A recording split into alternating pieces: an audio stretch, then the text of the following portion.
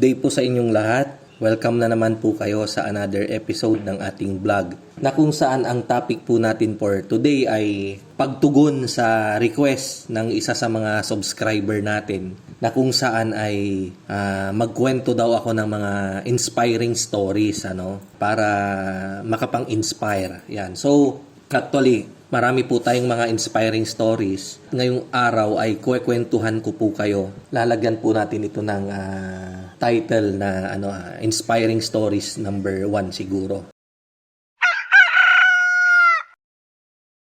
Unang-una, umpisa po tayo kung paano nga ba ako nag-ship from broiler, kasi nakwento ko na po na dating broiler po talaga yung aking alaga. So from pag-aalaga ng broiler, ako po ay nag-ship sa pag-aalaga ng layers. Yan. At ang unang-una ko pong inalagaan ay 2,000 heads po. So nung mga panahon na yun po yung panahon na talagang bagsak na po yung broiler industry. Halos wala na po kaming kinikita. Kumita man kami talaga ay 5 piso sa isang piraso ng manok. So kung 10,000 heads yung alaga ko, times 5 pesos, 50,000. Alagaan mo po yun ng 37 days, ganyan po. And then kadalasan lugi pa, walang kita, break even. Kaya kadalasan nangungutang talaga tayo para makapag-alaga ulit, makabili ng mga kinakailangan sa pag-ooperate. Ayan. So hanggang sa dumating nga si Sir Mario, shout out nga pala kay Sir Mario, napasyal siya dun sa aking restaurant at natanong niya kung asan daw yung may-ari, kasi every time daw na kumakain siya dun sa restaurant natin ay hindi niya nakikita yung may-ari. Maraming beses niya nang tinatanong. So ang sabi niya, if ever na andun daw ako ay gusto niya akong ma-meet. So sa pang-apat niyang balik doon at pang-apat niyang pagtanong sa akin, na-timingan nung waiter na andun ako. So nilapitan ako ng waiter, Sir, may naghahanap po sa inyo, matagal na, pabalik-balik to dito. Basta pag kumain to, hinahanap kayo. Gusto kayong makilala. So, kako, sino yan? Sabi ko pa nga nun, sino yan? May utang ba ako dyan? Mga 9 years ago po yon. Pinuntahan ko siya, senior citizen na rin po sila nung mga time na yon. Nagkakilala po kami. Sinabi niya na ang negosyo pala nila ay poultry din, kagaya ko. Pero sila ay sa itlog, ako naman ay sa broiler, meat type. So tinanong niya kung kumusta yung kita ko sa broiler. Sabi ko, wala nang kita. Nagsasawa na ako, halos sumuko na ako kako. Tinanong ko rin sila kung kumusta yung kanilang negosyo. Sinabi naman niya na okay rin naman daw kahit paano, kaya naman daw niyang uminom ng San Mig Light sa aking restaurant at kumain. So tawanan kami hanggang sa ako po kasi ay napaka-impulsive ko. Kapag may nakita po akong opportunity, talagang gagawa po ako ng paraan para maumpisahan ko po yan. So nung mga time na yon, kako agad kay Sir Mario, Sir, baka pwedeng turuan mo ko niyan. Sabi naman niya, sige, sure. Pasyal ka dun sa farm ko and then para makita mo, mag-observe ka. So namasyal po ako. Pagkapasyal ko, nakita ko maganda yung kanyang farm. Meron na siyang 12,000 heads capacity nung mga time na yon. And then punta kami sa bahay nila, doon kami nagkwentuhan. Nakita ko po yung alam niyo po yung kapag merong kayong halimbawa nakapagpatapos po kayo ng anak na engineer, ayan. Pagagawa niyo po siya nung parang yung placard. Halimbawa, Doctor of Medicine or Registered Nurse, Civil Engineer, ganon. So nung time na yun, nakita ko may 3 nakasabit si Sir Mario na ganon. Isang doktor, 2 engineer. So, tinanong ko, Sir, mga anak niyo, oo. Ano yan, Sir? Katas ba ng itlog yan? Kumbaga yung tinatanong ko kung ano yung nagpatapos, So, ang sabi naman niya, oo, sabi niya, ano ba naman yung ibang hanap buhay ko? Isa lang naman akong ordinary na empleyado ng gobyerno. Sila po ay nagtratrabaho sa Department of Agriculture. Kare-retire lang po ata nila nung mga time na yon. And then, si Madam daw ay nagbebenta ng mga frozen food sa kanilang palengke. So, na-inspired po ako nung nakita kong ganun. Sabi ko sa sarili ko, naku, ito na siguro yung magandang opportunity sa negosyo. Siyempre, tayo po ay kaumpisa lang na magpamilya para kahit papano makapagpaaral po ako ng mga anak ko.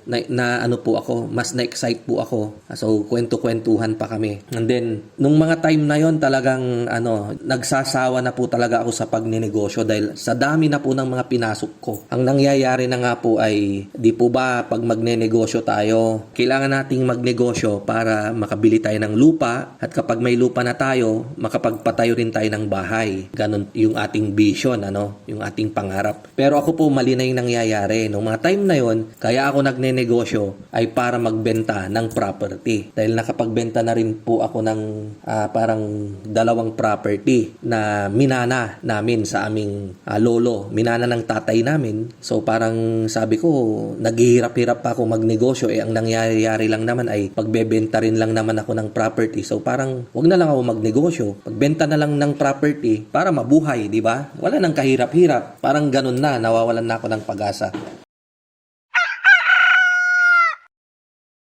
And then dumating nga yung opportunity na yon. So sabi ko, this time magiging ako, parang investigador, di ba? Sasaliksikin nating mabuti kung maganda nga ba talaga yung negosyong papasukin ko na naman. So bukod dun sa testimony ni Sir Mario, pinuntahan ko na naman yung isang kakilala ko na engineer dito rin sa amin at nakipagkwentuhan ako. Meron silang existing na layer farm, si Engineer Bebot. Wag na lang yung kanilang apelyido. So pinuntahan ko, pagdating ko dun sa bahay ni engineer, dito rin po yan sa Pangasinan. Kwento-kwentuhan kami, pinagkape niya ako, 1:00 ng tanghali. Mahilig po tayo sa kape. And then nakita ko, 4 yung sasakyan niyang nakaparada. Kasi yun yung pakay ko eh. Gusto kong malaman kung talagang mabubuhay ba tayo dito sa negosyong to. Yun po yung kaya kailangan kong imbestigahan. So pagdating ko dun sa kanilang bahay, andun kami sa kanilang balkonahe, nakita ko yung kanilang parking area. May 4 na sasakyan na nakaparada. Yung 2 po ay naka-cover siya, yung 2 ay open. So, hinulaan ko yung isa na naka-cover. So, bagong-bagong Grandia. And then yung isa, bagong Nissan Patrol. And then yung isa, Hilux. Tsaka yung isa, yung old model na Safari. Yan. So, sabi ko, Sir, yan ba'y katas ng itlog ka? Kung ganun. Sabi niya, oo, ano ka ba naman? Matagal nang nag-retire si auntie mo. So, ibig sabihin, sa itlog na kami talaga umaasa. So, sabi ko, naku sir, ano pa yung mga nabili nyo? Ilang years na ba kayong nagpapaitlog ng manok? So, sabi niya, 14 years. So, ano yung mga nabili nyo? Kung ganun. So, sabi niya, ito, katatapos lang naming hulugan yung aming 7 hectares ata or 8 hectares na agricultural land. So kako, wow, grabe, nakaka-amaze.